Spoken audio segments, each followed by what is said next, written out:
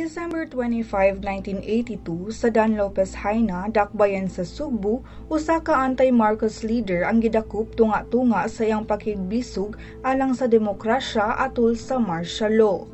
Si Jose Ribomapil Holganza Sr. ug ang anak ni ining si Joey Boy Holganza Jr. ang gipangdakop sa mga puwersa sa gobyerno human giakusahang mopahigayon og revolusyon batok sa Marcos administration. Apan wala kini nakabara og nagpadayon ang tinguha sa Cebuano freedom fighter nga makalingkawas ang nasod sa diktatorya ni anhing President Ferdinand Marcos. If there's one thing siguro mo stand out niya, he was very loyal to his friends. When we were already in jail in 1985, there was another election then. Again, I think that was for also assemblyman. He ran then with Indaynita Cortez de Luz and I guess also with Tony Cuenco and Siling Fernan and a number of other personalities. Now, what happened then was that before the counting was done, grabe ang riot there, and that was the riot in front of the Capitol, which a young guy, Raul Pinto, I remember, napatay. So the riots were getting worse to the point nga third parties were already helping out nga marini try pag-negotiate. At that time, doon na pa U.S. consulate diri sa Cebu. It's an official U.S. mission, part of the U.S. Embassy. And, well, it can be told now that one of the political officers sa U.S. consulate then tried to mediate nga conflict between the opposition and the administration. And the offer was that nga 8 man siguro to, or I don't know, 6 ang elected nga assemblymen.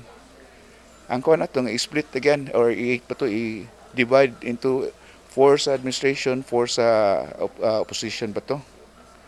So ang offer was that sa probinsya man to, kaya I think another set was elected for Cebu City. So for the province, ang offer was that, okay, padag-on si Indaynita, and another one, and the third guy nga murag ipadag-on was my father, who was in jail then.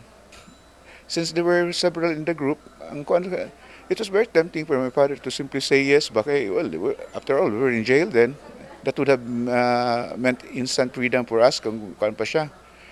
But again, he felt obligated to the other members of his group, in particular to the late Tony Bacaltos of Talisay, who was also a member of that group. So again, siya na say hardline, really, not unless the whole group is allowed to or either that or they count the votes, give a real count na lang yun.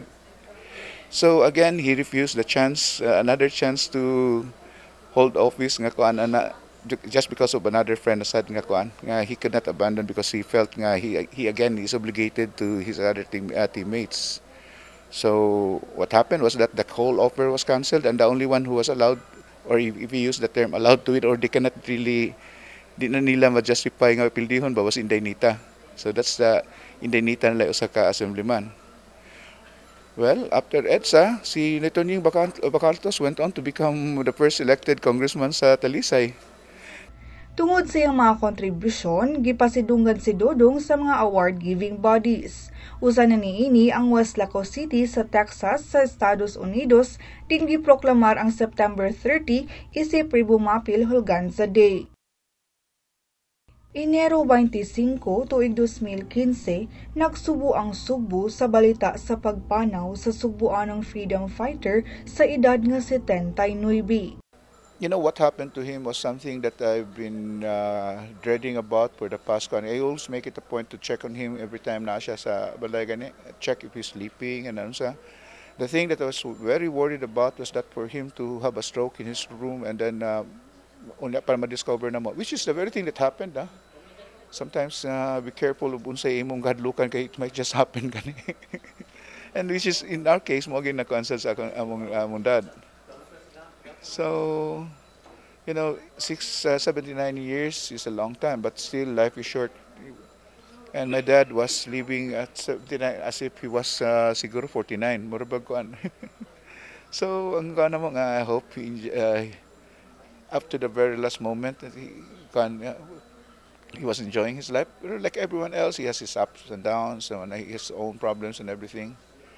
The thing na lang ako that consoled us is that when he passed, he was in no particular pain because his brain was ibutan nato nga the effects of the stroke was so much that kuan na siya, he was beyond pain. Di na niya ma-felt ba. And the brain would no longer register the pain nga his body was going through. So, kay had he survived, he would have been a vegetable said nga kuan. When you're watching a loved one like a parent nga kuan die, that's where your whole life will flash before you. Okay, you sort of remember everything nga imong hinumduman from the day nga you're able to remember up to the last time, and it murabag ka nang it's an old film ba nga murol ganing type. The good, the bad, and all the stuff that you went through together. That's how you see your whole life flash before you because your parents were there for you. Mipanaw man si Dodong magpabilin ang iyang legasiya. You know, funny thing, even my own children, some of my ganito kabawana, because this is something really that they just sort of, you know, it's like looking at old snapshots of your lolo wearing a uniform during the Second World War, or hearing about your lolo being a soldier during the war or whatever ba.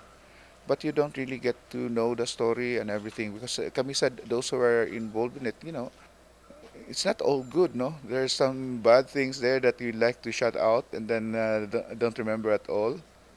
Sometimes, you know, ang kuwan lang bang, the feeling for those of us who were in the middle of it is that nga, it's just a good thing that kids could have a life or could be enjoying their moment karon ba, because we know that when their time comes, when they will be faced with a new test, they'll probably step up and do what some of us did sa panahon. You just feel confident nga if faced with a similar challenge siguro,